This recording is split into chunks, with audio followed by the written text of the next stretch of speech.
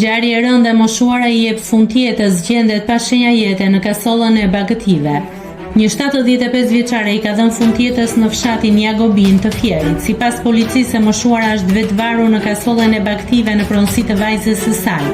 Policia dhe grupi hetimor kanë nisur punën për sqarimin e rrethanave të ngjarjes.